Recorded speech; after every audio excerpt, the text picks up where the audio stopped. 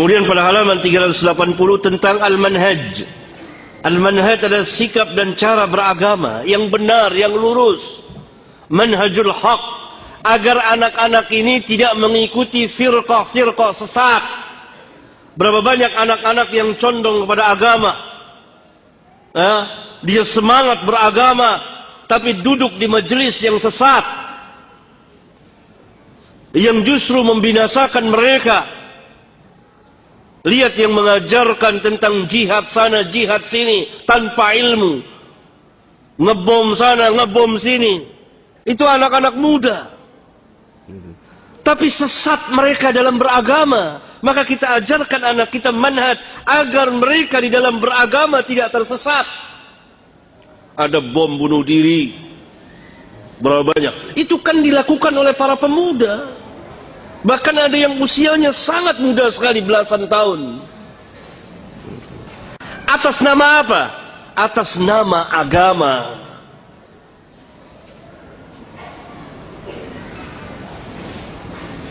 Kenapa?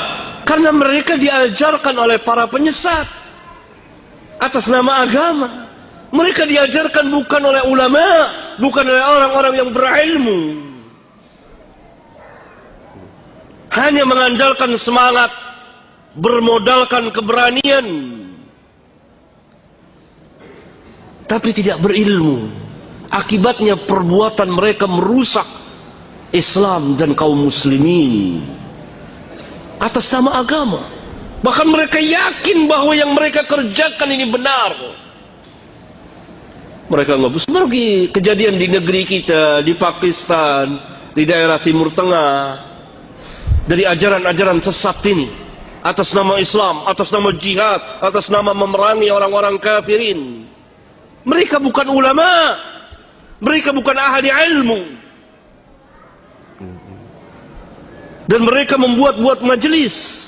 Nah, agar anak-anak kita tidak mengikuti ajaran-ajaran sesat ini, kita perlu mengajarkan manhaj.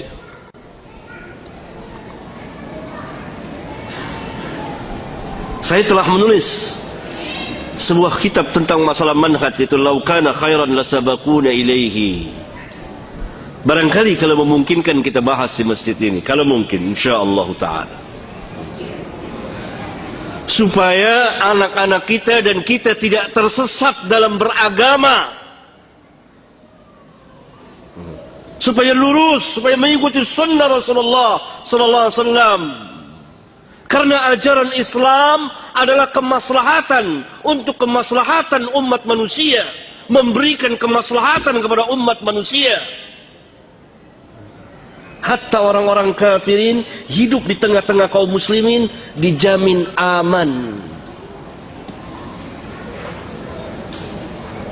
Bagaimana mungkin Islam mengajarkan perusakan tanpa hak, membunuh tanpa hak, menumpahkan darah tanpa hak, merusak bangunan dan jalanan, sedangkan sebuah duri yang ada di jalanan kita singkirkan merupakan bagian dari keimanan.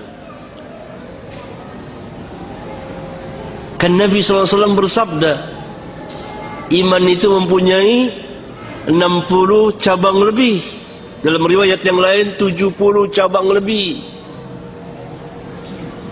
Ini dalam riwayat Bukhari dan Muslim.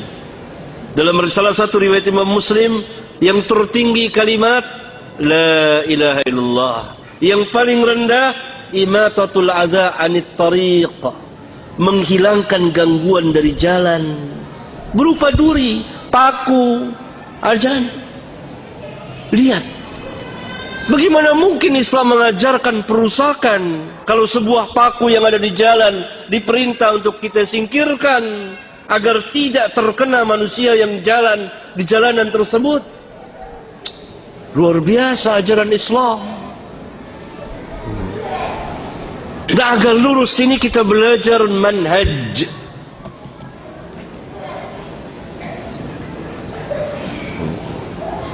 Agar tidak tersesat jalan.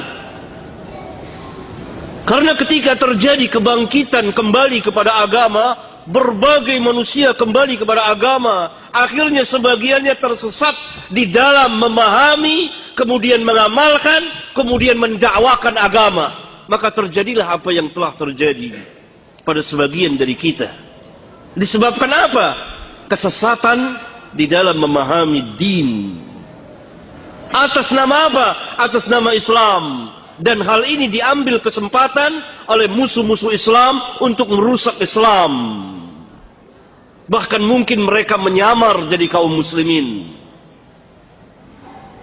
Akhirnya Islam yang rusak akibat perbuatan sebagian dari kaum muslimin, kemudian diambil alih oleh musuh-musuh Islam atas nama Islam, membuat kerusakan di mana-mana. Karena telah diperbuat pertama kali oleh, atau telah diberikan contoh oleh sebagian kaum muslimin, atau dilakukan oleh sebagian kecil kaum muslimin. Karena itu Islam bersama para ulama'nya berlepas diri dari perbuatan-perbuatan yang seperti itu. Nah, pemuda-pemuda ini belajar agama dari orang-orang yang tidak mengerti agama. Saya punya pengalaman tersendiri. Panjang cerita saya mengenai masalah ini. Pemuda-pemuda itu keras sekali. Mereka mengkafirkan sana, mengkafirkan sini. Atas nama Islam, atas nama jihad. Semangat. Mereka sholat, mereka ahli ibadah. Tapi bodoh. Semangat, tapi jahil. Berani, tapi tersesat jalannya. Belajar, tetapi kepada orang-orang yang jahil, bukan ulama. Mereka membaca ayat-ayat Al-Quran dari awal sampai akhir, tapi ayat-ayat itu tidak sampai melewati tenggorokan mereka, hanya sampai mulut saja.